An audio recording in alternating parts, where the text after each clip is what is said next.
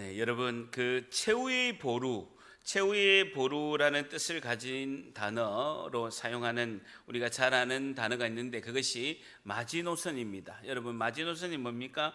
최후의 보루, 최후의 방어선, 더 이상 물러설 것이 없다 할 때 마지노선이라는 단어를 쓰고 있습니다. 여러분 마지노선의 어원을 아십니까? 혹시 마지노선이 어떤 뜻인가 아십니까? 마지노선, 선은 이제 선이죠. 마지노선. 여러분 마지노가 뭔지 압니까?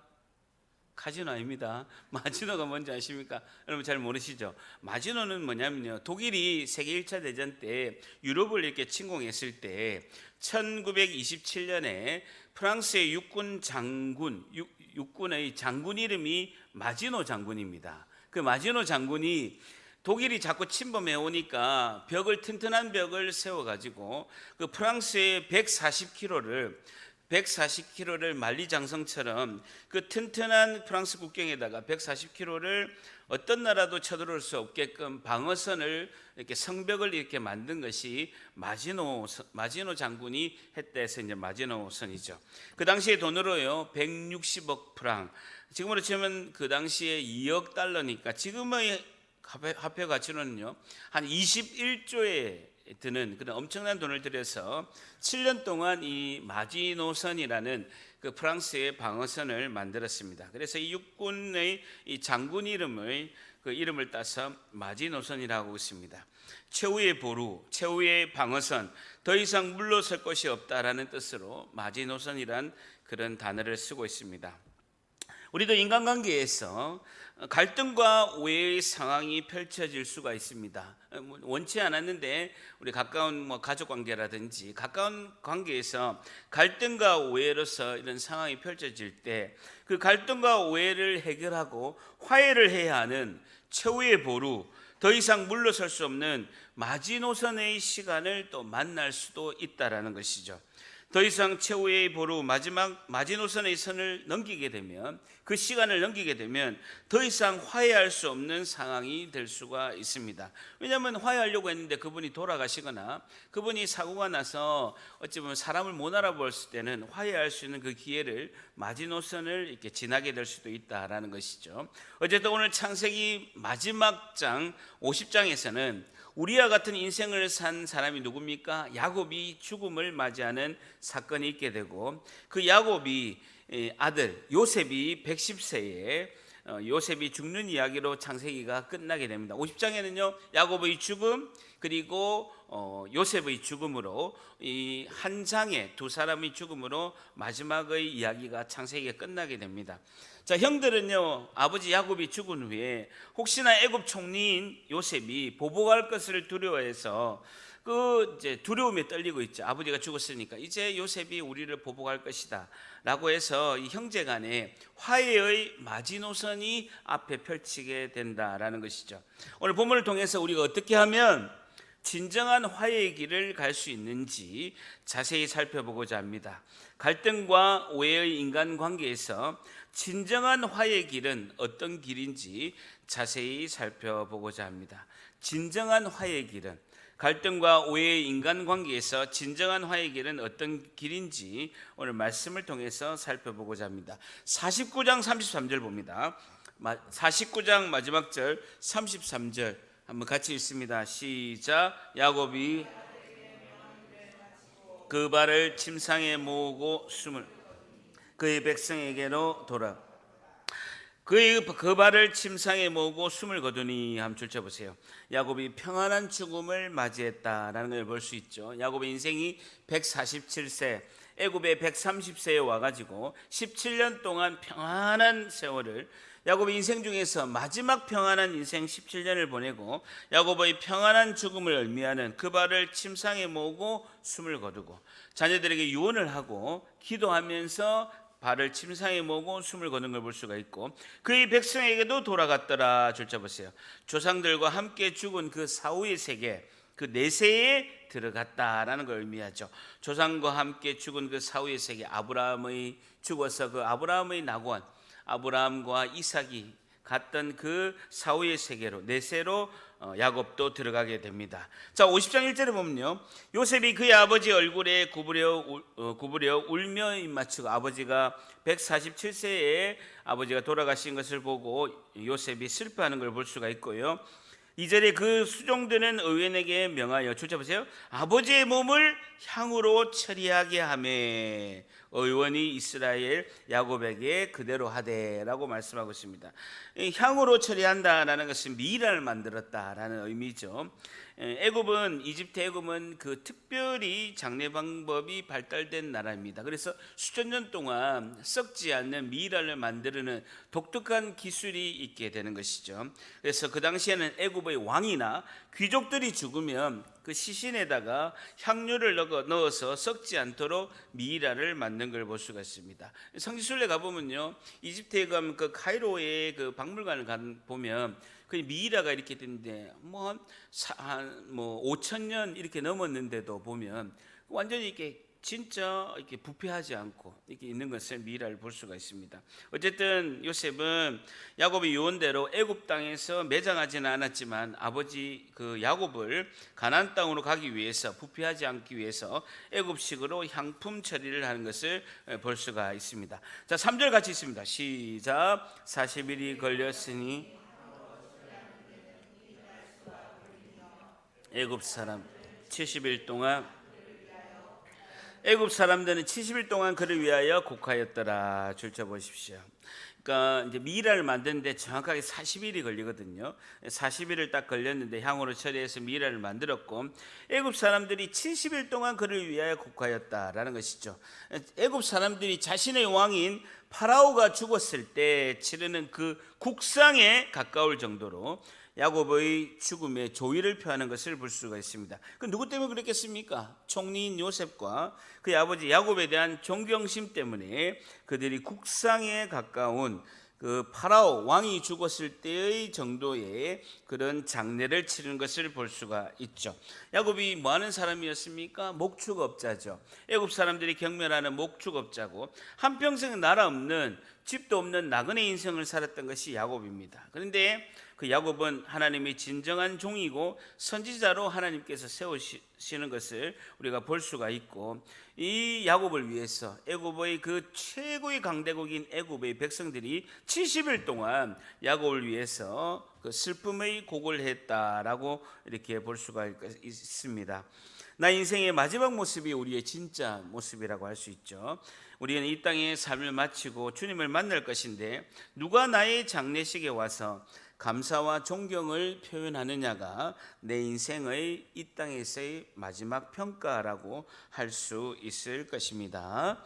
자, 5절 한번 같이 있습니다. 시작. 우리 아버지가 나로 맹세하게 하여 이르되 내가 죽거든 가나안 땅에 내가 파놓은 묘실에 나를 아버지를 장사하게 하소서. 내가 다시 나로 올라가서 아버지를 장사하게 하소서. 줄쳐보시고, 내가 다시 오리라 하매 오리다 하라 하였더니 라는 것이죠. 요셉은 애굽을 떠나서 아버지 야곱의 장례를 가나안 땅이 어디요? 막벨라 굴에, 막벨라 굴, 아브라함이 묻혀 있고 이삭이 묻혀 있는 그 막벨라 굴에다가 장례를 치르고, 요셉은 자신의 고향인 가나안으로 돌아가도 되는데 자신이 생각해 보니까 아직은 하나님의 때에 하나님의 방법이 애굽에 남는 것이 맞다라고 해서 왕에게 다시 돌아오겠다라고 약속을 하고 왕에게 허락을 받는 것을 이렇게 볼 수가 있습니다. 그래서 자, 13절 넘어갑니다. 13절 훅 나와서 13절 50장 13절에 보면 그를 가나안 땅으로 메어다가 마므레 앞, 줄쳐 보세요, 막벨라밭 굴에 장사하였더니, 야곱의 할아버지 아브라함이 묻혔던 곳, 그리고 야곱의 아버지 이삭이 묻혔던 그곳에 막벨라 굴에 야곱도 장사를 지낸 것을 볼 수가 있습니다. 이는 아브라함이 해족속 에브론에게 밭과 함께 사서 매장지를 삼은 곳이었더라라고 하고 있습니다. 이 막벨라 굴은요, 아브라함과 이삭과 야곱의 자손인 이스라엘 백성이 다시 가나안 땅으로 돌아가게 하는 그 징검다리 구실을 역할을 하게 되는 것을 볼 수가 있죠. 아브라함은 이 막벨라 굴을 하나 샀어요. 그 조그마한 굴 하나 샀는데 나중에 이스라엘 백성들이 이 막벨라 굴 하나로 인해서 전체 가나안 땅을 차지하는 결과가 있게 되었다는 것이죠. 자, 그러면서 14절, 15절 같이 있습니다. 시작. 요셉이 장사한 후에 자기 형제와 호상꾼 함께 애굽으로 돌아왔더라. 요셉의 형제들이 그들의 아버지가 죽었음을 보고 말하되 요셉이 혹시 우리를 미워하여 우리가 그에게 행한 모든 악을 다 갚지나 아니할까 하고. 15절에 보면 요셉의 형제들이 이제 아버지의 장례 치르고 애굽으로 돌아왔는데 그들의 아버지가 죽었음을 보고 말하되 요셉이 혹시 우리를 미워하여 우리가 그에게 행한 모든 악을 다 갚지 아니할까 하고라는 것이죠. 고대 옛날에는요, 형제들 사이에 복수할 때 아버지가 살아계신 동안은 복수를 하지 않습니다. 왜냐하면 부모가 그것을 보는 것을 근심하고 염려하니까. 근데 보통 복수할 때, 형제끼리 복수할 때 아버지가 죽은 후에 하는 경우가 많이 있다는 것이죠. 여러분 생각나십니까? 창세기 27장 41절에 야곱이 장자의 명분과 축복을 형 에서 것을 빼앗았어요. 에서가 뭐라고 했습니까? 에서가 야곱을 미워하여 심중에 이르기를 아버지를 곡할 때가 가까운즉 내가 내 아우 야곱을 죽이리라. 아버지 지금 돌아가시기 다 됐으니까 아버지 돌아가시면 내가 반드시 내 아우 야곱을 죽이리라 라고 할 정도로 그 당시에는 그렇게 복수를 많이 한 것이죠. 그래서 요셉의 형들도 아버지 장례가 끝난 후에 요셉이 자신들에게 복수를 하지 않을까 매우 두려워했다는 것이죠. 그래서 형들은 요셉에게 자신들의 대표를 보냅니다. 요셉에게 보내서 이렇게 부탁을 하는 것이죠. 아마 평소에 중재를 잘하고 장자 역할을 했던 유다가 갔거나 아니면 요셉과 같은 어머니 라헬에게서 난 동생 베냐민이 가서 중재를 하고 있는 것이죠. 자, 16절 중재를 합니다. 요셉에게 말을 전하여 이르되 당신의 아버지가 돌아가시기 전에 명령하여 이르기를. 줄쳐보세요. 당신의 아버지가 돌아가시기 전에 명령하여 이르기를. 성경 어디에도 야곱이 죽기 전에 이런 말을 했다라는 기록이 있습니까? 없습니까? 없어요. 이렇게 한 것은 야곱의 복수를 너무나 두려워한 형들이 마지노선으로 이것을 선택할 수밖에 없다라는 거예요. 아버지가 그런 이야기를 안 하더라도 이렇게밖에 사정할 수밖에 없다, 이렇게 부탁할 수밖에 없는 지금 상황이 마지노선으로 펼쳐진 것이죠. 자, 그러면서 17절에 너희는 이같이 요셉에게 이르라. 이 야곱이 이렇게 이야기했다라고 요셉에게 이야기하는 것이죠. 내 형들이 내게 악을 행할지라도 이제 바라건대 그들의 허물과 죄를 용서하라 하셨나니. 줄 잡으세요. 그들의 허물과 죄를 용서하라 하셨나니 당신 아버지의 하나님의 종들인 우리 죄를 이제 용서하소서라고 이렇게 부탁하는 것이죠. 그러니까 형들은 아버지 야곱이 살아계실 때 요셉이 형들의 죄를 용서하라라고 말을 했다면서 요셉이 형들의 죄를 용서해달라고 지금 부탁하는 것입니다. 여러분, 스펄전 목사님은 이렇게 이야기했습니다. 사람들의 은혜는 물에 새기고 원수는 바위 위에 새긴다. 수요 예배 때도 제가 말씀했습니다만은 사람들의 은혜는 물에 새기고 원수는 바위 위에 새긴다 라고 그만큼 용서가 어려운 것이죠. 어쨌든 그 이야기를 딱 들으니까 요셉의 반응을 봅니다. 17절 하반절에 요셉이 그들이 그에게 하는 말을 들을 때 줄잡으세요. 울었더라 라고 하고 있습니다. 왜 울었겠습니까? 요셉은 이미 형들을 용서를 했는데 아직도 자신이 한 용서를 형들이 믿지 못하고 있는 거예요. 이미 자신은 용서를, 형들을 다 용서를 한 거예요. 근데 형들은 아직도 요셉이 용서한 것을 믿지 못하고 두려워하는 것을 보고 요셉이 드디어 울게 되는 거예요. 여러분, 보통 사람 같으면 10명의 형이 집단으로 요셉이 17살 때 자신을 죽이려고 우물에 빠뜨렸습니다. 근데 얼마나 더 큰 상처냐면요, 형 10명이 이 17살의 동생을 죽이려고 집단적으로 우물에다가 요셉을 빠뜨려 죽이려고 했어요. 더 가관인 것은요, 요셉이 살려달라고 그렇게 외쳤는데 그 소리를 들은 형들이 그 우물 옆에서 밥을 먹었다는, 태연히 밥을 먹었다는 것입니다. 그리고 자신을 노예를 팔아버리고 형들을 도저히 용서하기가 힘들었을 것입니다. 근데 요셉은요, 용서를 한 거예요. 어떻게 용서를 하게 됐냐? 우리 45장 7절 봅니다. 주보를 끼우시고요. 50장에 주보를 끼우시고 45장 7절을 봅니다. 45장 7절 45장 7절 8절 7절 8절 45장 7절 8절 72페이지 45장 7절 8절 같이 있습니다. 시작.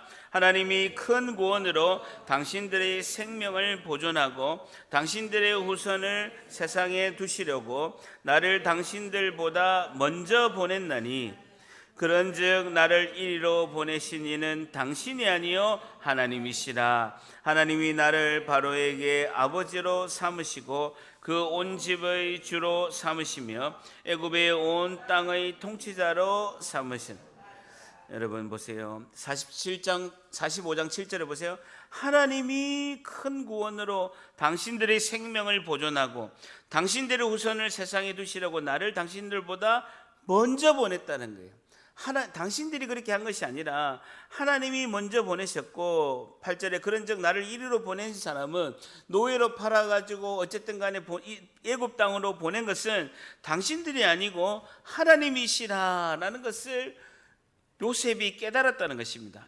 여러분, 요셉은 형들을 용서할 수 있을 만큼 요셉이 마음이 넓고 이심이 깊어서 그런 것이 아니라는 거예요.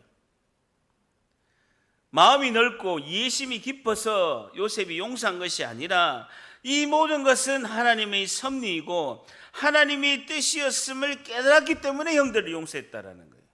분명히 45장 7절 8절에는 하나님이 먼저 보내시고 나를 이리로 보낸 이는 당신들이 아니고 하나님이시라고 하나님의 섭리와 하나님의 뜻을 깨달았기 때문에 형들을 용서할 수 있었다는 것이죠. 요셉이 마음이 넓고 이심이 깊어서 그런 것이 아니라는 것입니다. 다시 말해서 화해는 모든 것이 하나님의 섭리임을 깨닫지 않으면 화해가 어렵다라는 거예요. 아무리 가까운 가족이라도 이 모든 것이 하나님의 섭리고 하나님의 뜻임을 깨닫지 않으면 화해가 어렵다라는 것이죠. 다시 말해서 요셉이 바다와 같이 용서할 수 있었다라는 그 성숙함은 하나님의 뜻을 깨닫는 만큼 성숙해진다라는 것이죠. 다시요. 성숙은 절단합니다. 성숙은 하나님의 뜻을 깨닫는 만큼 성숙해진다.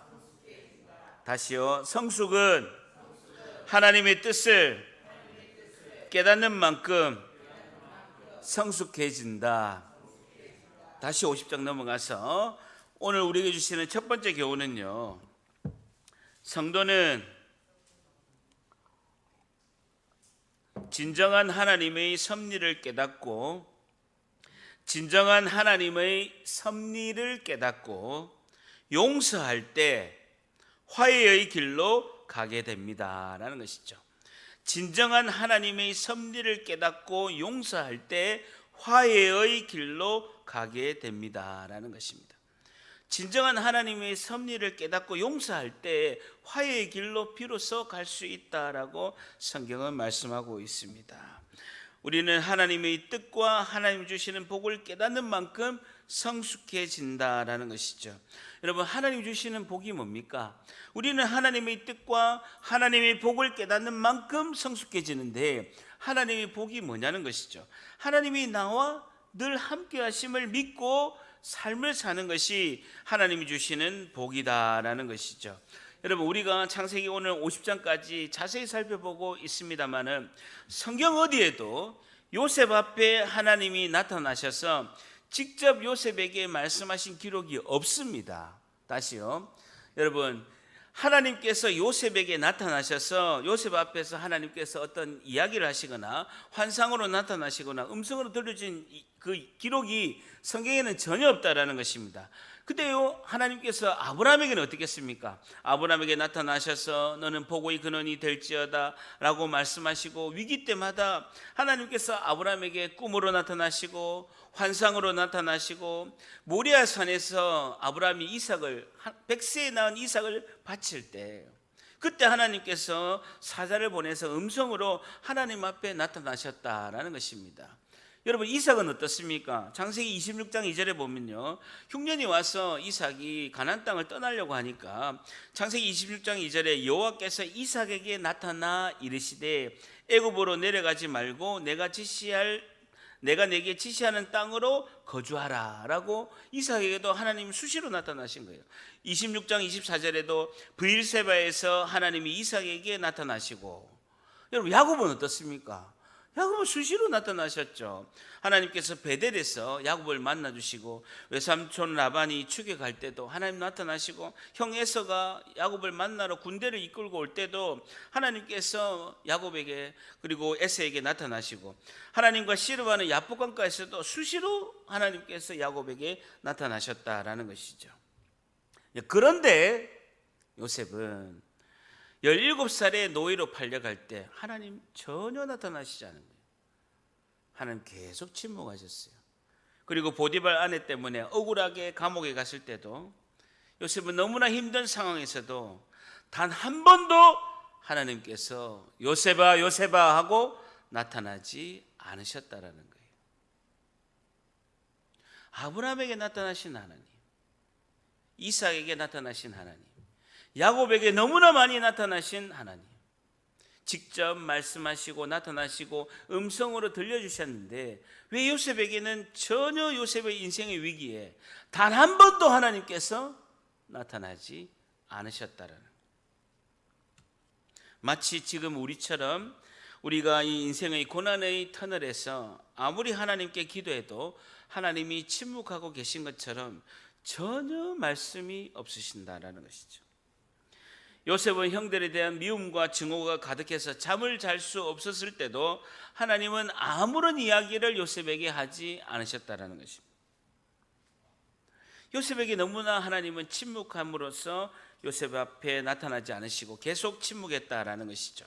이렇게 침묵하시는 하나님 앞에 요셉은 어떻게 믿음과 신앙을 가지게 되었을까라는 것이죠. 근데 이런 요셉이 단 한 번도 하나님이 요셉에게 나타나지 않으셨는데 요셉의 그 신앙과 믿음은 어떻게 생겼냐는 거예요.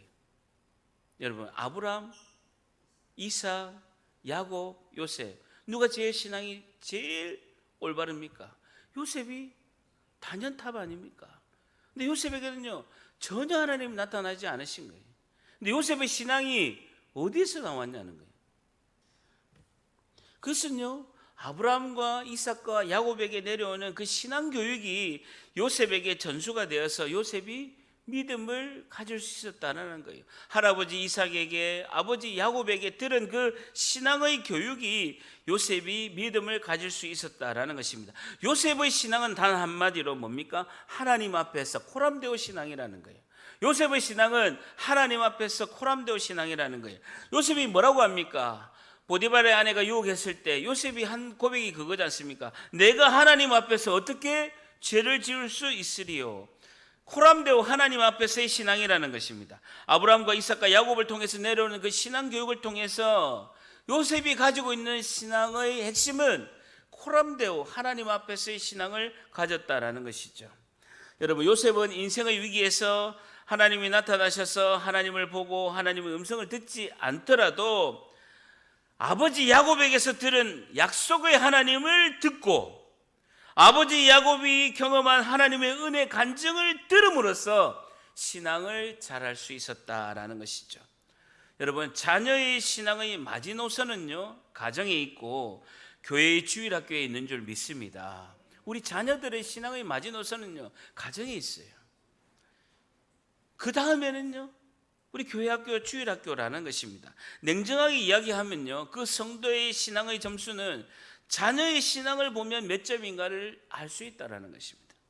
여러분, 지난주 금토 우리 교회학교 어린이 캠프에서 우리 자녀들이 너무나 좋은 신앙을 가질 수 있는 기회를 가지고 있는 것이죠. 제가 많은 청년들이나 장년들을 면담을 해보면요 어릴 때 여름 성경학교 때 캠프에서 예수님을 만났다는 고백을요 너무나 많이 듣는 걸 볼 수가 있습니다. 그래서 저는 제일 부러운 게 모태신앙이 제일 부러웠어요. 제가 안모태잖아요. 30이 넘어서 안모태를 믿으니까 모태신앙이 굉장히 부러웠던 거예요. 제가 신앙이 어디서 다 배운 줄 압니까? 초등부 교사하면서 초등부 전도사님이 설교하는 거 들으면서 제 신앙이 다 자랐던 거예요. 그때 제가요 애기 신앙이었어요. 애기 신앙. 초등부 교사할 때 애기 신앙이었죠. 어쨌든 우리 가정이 우리 교회 자녀의 인생의 마지노선이 되기를 축복합니다. 그리고 지난주에 제가 지금 여기는 안 계시지만 어떤 성도 한 분과 목양실에서 제가 면담을 했습니다. 여기 안 계신 분인데요, 그분의 바람이 이렇게 이야기했습니다. 우리 자녀가 이제 막 은혜를 받아서 감사하다라고 저한테 말씀하시면서, 우리 자녀가 은혜를 받은 김에 이것을 계속 이어서 새벽기도도 계속 나오고 하나님의 그 신령한 성령 체험도 하고 이렇게 했으면 제일 좋겠다라고 자녀분에게 권유도 했고, 저한테도 그렇게 좀 해줄 수 있도록 좀 목사님께서 지도를 해주셨으면 하고 이렇게 말씀을 하시더라고요. 제가 그 이야기를 듣고 뭐라고 했겠습니까? 우리 자녀가 이제 은혜를 받았으니까 이제 새벽기도도 가야 되고, 이제 하나님을 전심으로 믿고, 그리고 하나님의 신령한 또 성령의 체험도 하고, 또 하나님께 깊이 신앙의 은혜로 나아갔으면 좋겠다. 이제 막 은혜를 받았는데 그렇게 이제 권유를 했고, 목사님도 그렇게 조금 지도를 해주시고 목사님도 그렇게 해주셨으면 좋겠다라고 저한테 이야기를 하신 거예요. 제가 뭐라고 답했겠습니까?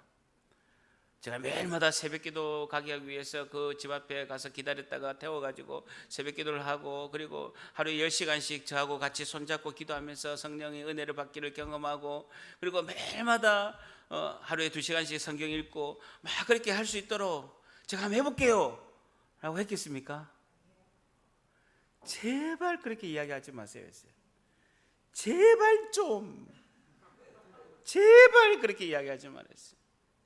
정말 좀 지혜롭게 해달라고 간절히 부탁했습니다. 절대로 앞으로 그런 이야기 하지 말라고 했습니다.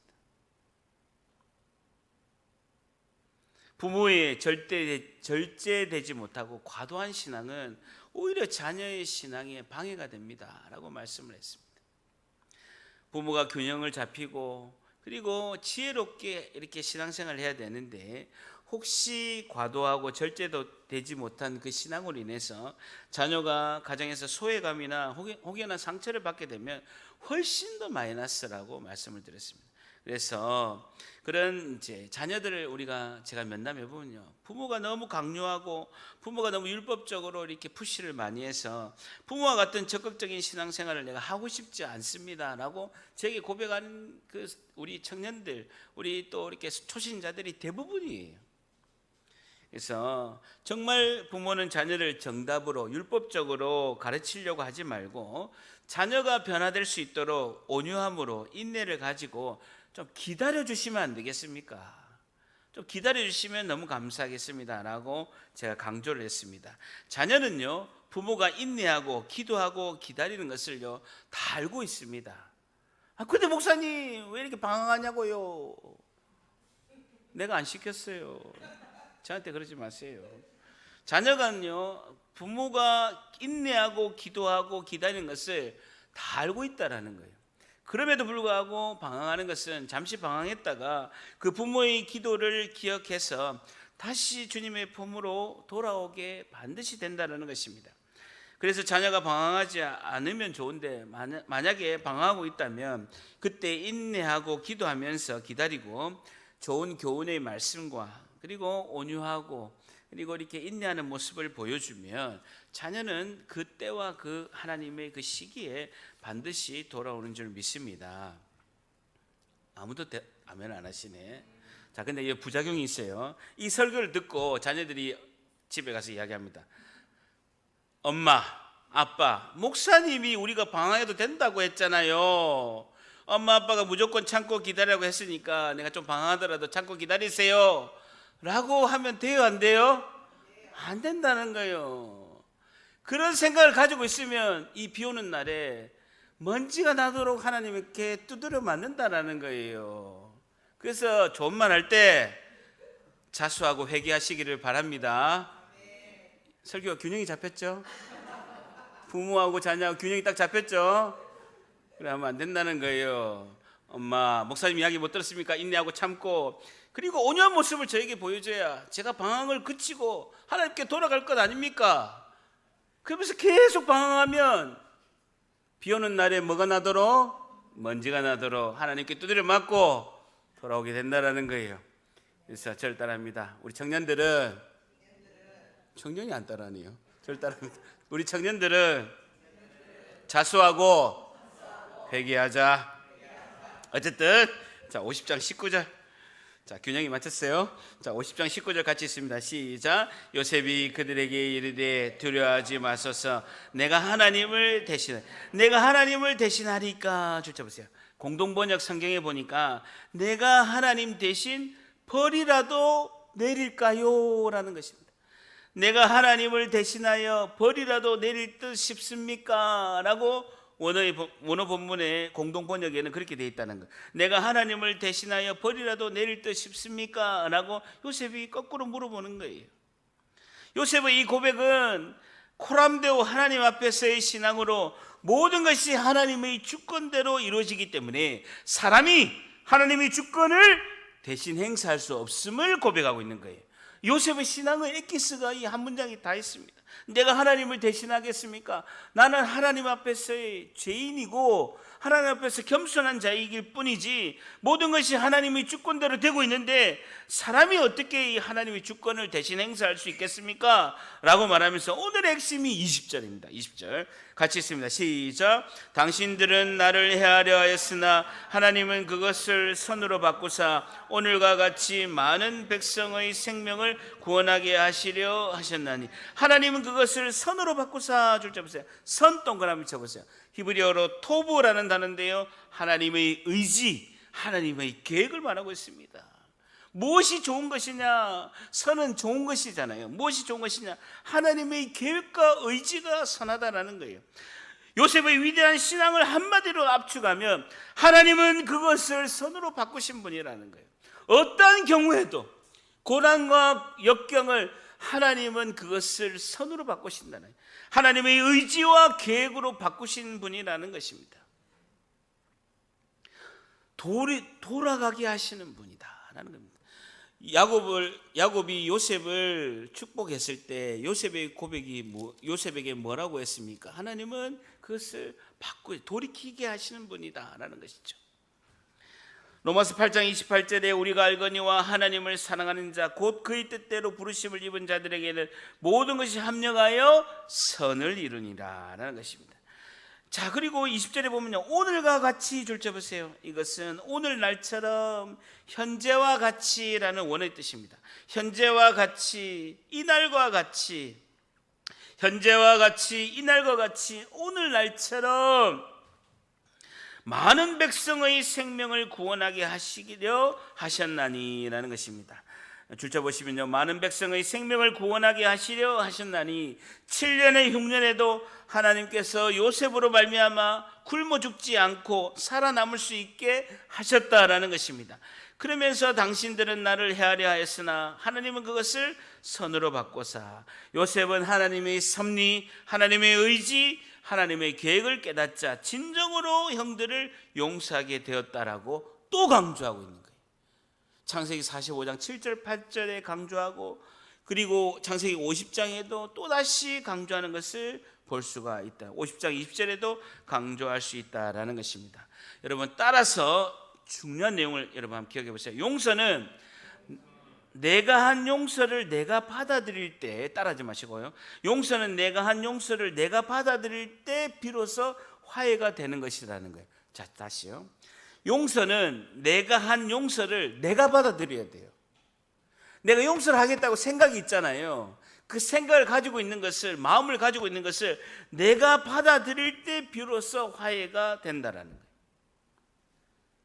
요셉은 하나님의 섭리를, 하나님의 계획을 깨닫고 비로소 형들을 용서하는 마음이 생겨서 용서하게 되었습니다. 그런데 형들에게 나의 용서를 내가 진심으로 마음으로 받아들일 때 화해가 시작되고 진짜 용서가 되었다라는 것이죠. 다시 말해서 생각은 용서해야 된다라고 생각하면서 내가 한 용서를 내가 받아들이지 않으면 시간이 지나면 용서하는 마음이 바뀌게 된다라는 거예요. 다시요. 생각은 내가 용서를 하겠다고 생각하는 거예요. 그렇게 생각한 것을 내가 진짜 내가 한 용서를 내가 받아들여야 되는데 그렇게 하지 않으면 시간이 지나면 용서하는 마음이 바뀌어서 다시 미워하고 증오하고 용서하지 못한다라는 것입니다. 근데요, 여러분 반대로 생각해 보세요. 용서를 받은 사람도 자신이 상대방이 한 용서를 자신이 받아들이지 못하면 요셉의 형처럼 계속 불안해한다라는 거예요. 다시요. 좀 어렵습니다. 잘 들어보세요.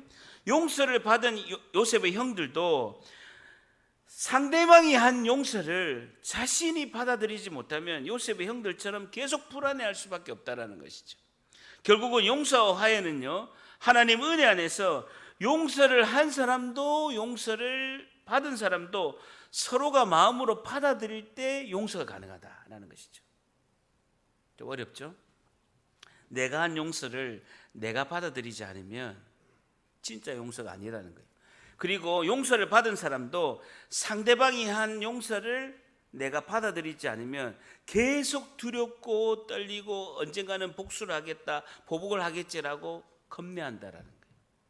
오늘 우리에게 주시는 마지막 교훈은요, 성도는 용서한 것을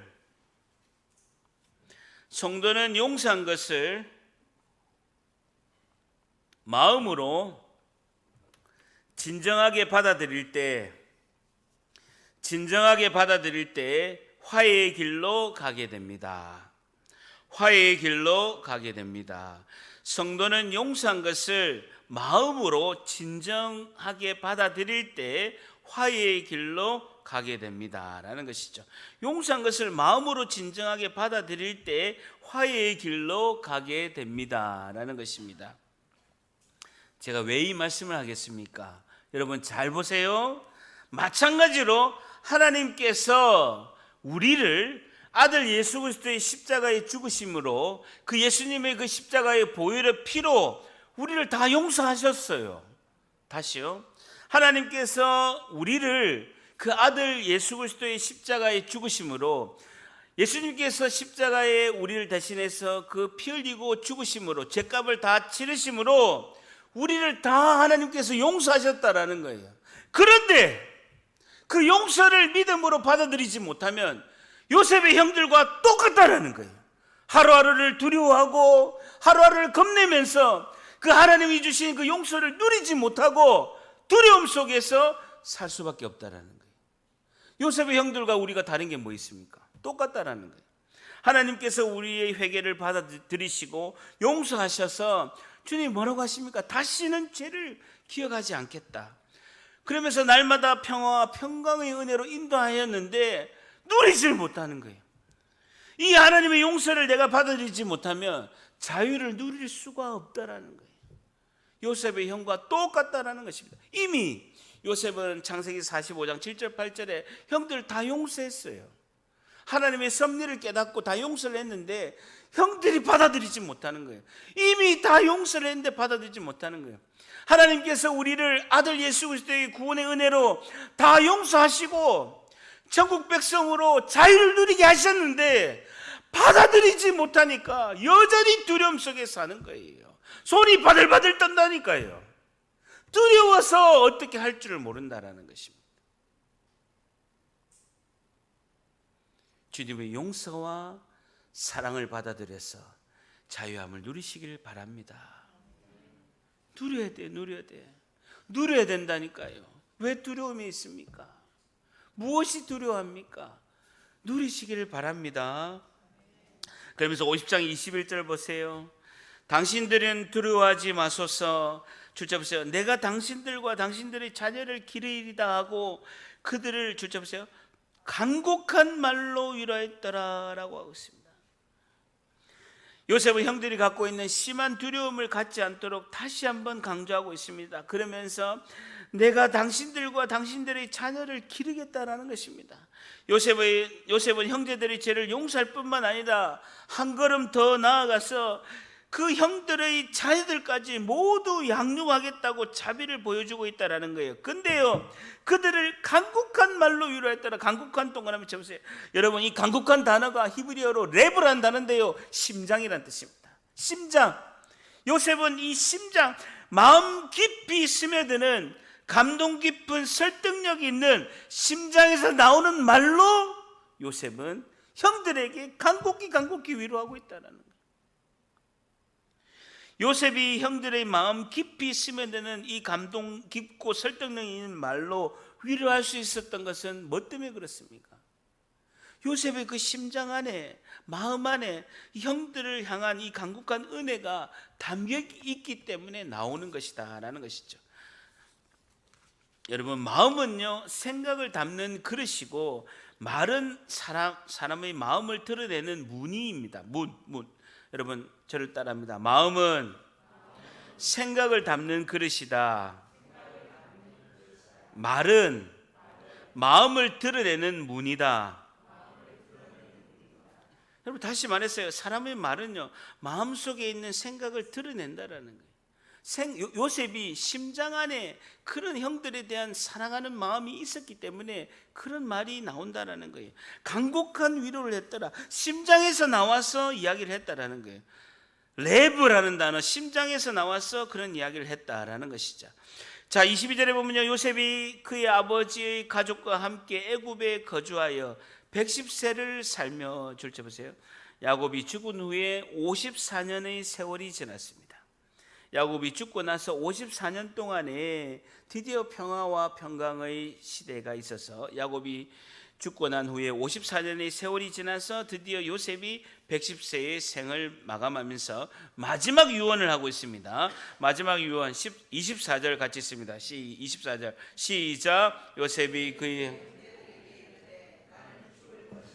하나님이 당신들을 돌보시고 당신들을 이 땅에서 인도하여 내사 아브라함과 이삭과 야곱의 맹세한 땅에 이르게 하시라 하고. 자 보세요. 나는 죽을 것이나 하나님이 당신들을 돌보시고, 둘째 보세요. 돌보시고 동그라미 쳐보세요. 히브리어로 파코드란다는데요, 방문하다는 뜻입니다. 방문하다. 하나님이 여전히, 요셉 자신은 비록 죽어도 하나님은 여전히 살아계셔서 일일이 형제들의 가족들에게 방문하신다라는 거예요. 보살피시고 돌보시고 방문하셔서 날마다 보살피시고 돌보시고 찾아가신다라는 것입니다. 요셉의 코람데오 하나님 앞에서의 신앙관을 잘 볼 수가 있습니다. 그러면서 당신들은 이 땅에서 인도하내사 아브라함과 이삭과 야곱에게 맹세하신 땅에 이르게 하리라. 하나님과 맺은 약속의 근거를 믿으세요. 하나님께 호소하고 기도하세요. 그 언약 때문에 우리 자신들을 보호하심을 믿어주시기 바랍니다라고 요셉은 그 형제들에게 간절히 호소하는 것을 볼 수가 있습니다. 요셉의 신앙은요, 하나님과 맺은 약속을 믿었다라는 거예요. 하나님과 맺은 그 약속의 근거에서 하나님께 호소하고, 요셉은 그렇게 기도하고, 그 언약 때문에 자신은 보호하심을 받았다라고 자신의 신앙 고백을 그대로 형들에게 하는 것을 볼 수가 있습니다. 자기 생을 마감하면서 형들과 그 자손들에게 간절히 부탁하는 거예요. 하나님의 약속을 믿으세요. 하나님의 약속의 근거에서 호소하세요. 하나님의 약속의 근거에서 기도하세요. 그 약속의 말씀 때문에 보호하심을 받으세요라고 간절히 고백하는 것을 볼 수가 있습니다.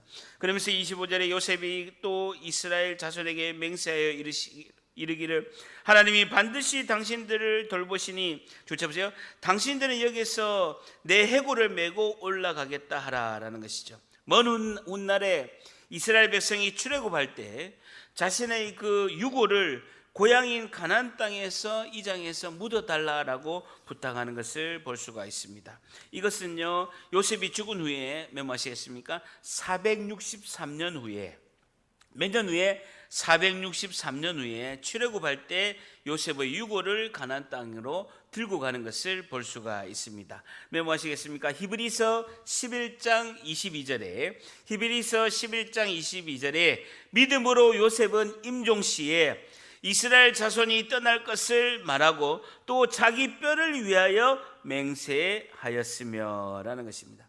하나님의 약속이 463년이 지나서 요셉의 뼈를 가지고 이스라엘 백성들이 출애굽하는 것을 볼 수가 있습니다. 자, 26절 마지막 절, 창세기 50장 26절 같이 있습니다. 창세기 50장 26절 마지막 절, 오늘 책거리 합니다. 시작. 요셉이 110세에 몸에 향제를 넣고 애굽에서 이끌 그의 몸에 향제를 넣고 줄자 보세요. 요셉의 시신을 애굽의 장례 방식으로 미이라를 만든 것을 볼 수가 있습니다. 성경에 있어서 시신을 미이라 만든 사람 딱 2명입니다. 야곱과 요셉 딱 2명이라는. 그러면서 성경 창세기 50장의 마지막 단어가 뭡니까? 애굽에서 입관하였더라라는 것입니다. 그리고 436년 후에 요셉의 시신은 가나안 땅에 세겜에 묻히게 된다라고 여호수아서 24장 32절, 여호수아서 24장 32절에 이렇게 말씀하고 있습니다. 여호수아서 24장 32절에 또 이스라엘 자손이 애굽에서 가져온 요셉의 뼈를 세겜에 장사하였더니 그것은 야곱이 크시다를 주고 세겜의 아버지 하몰의 자손에게서 산 밭이라. 그것이 요셉 자손의 기업이 되었더라라고 말씀하고 있습니다. 여러분, 창세기 1장 1절 기억나십니까? 태초에 하나님이 천지를 창조하시니라. 창세기 1장 1절이 태초에 하나님이 천지를 창조하시니라 말씀하고 있습니다. 창세기 50장 26절 마지막 절이 뭡니까? 애굽에서 입관하였더라. 여러분, 이게 우리 인생입니다. 하나님께서 천지 창조를 하신 그 하나님께서 나를 구원하시고 나에게 영생의 생명을 주시고 무덤으로 돌아가게 하셨다라고 창세기는 끝이 나고 있습니다. 창조주 하나님이 나를 구원하시고 나에게 영생의 생명을 주시고 이 땅에 삶을 살고 하나님 품으로 무덤에 입관하게 되었더라. 이것이 우리의 인생인 줄 믿습니다. 이 우리의 나그네 인생, 하나님의 뜻과 계획을 깨닫고 서로 사랑하고 용서하며 주님이 늘 함께 하심을 경험하고 이번 한 주도 승리하시는 주님의 백성들이 다 되시기를 예수님의 이름으로 간절히 축복합니다.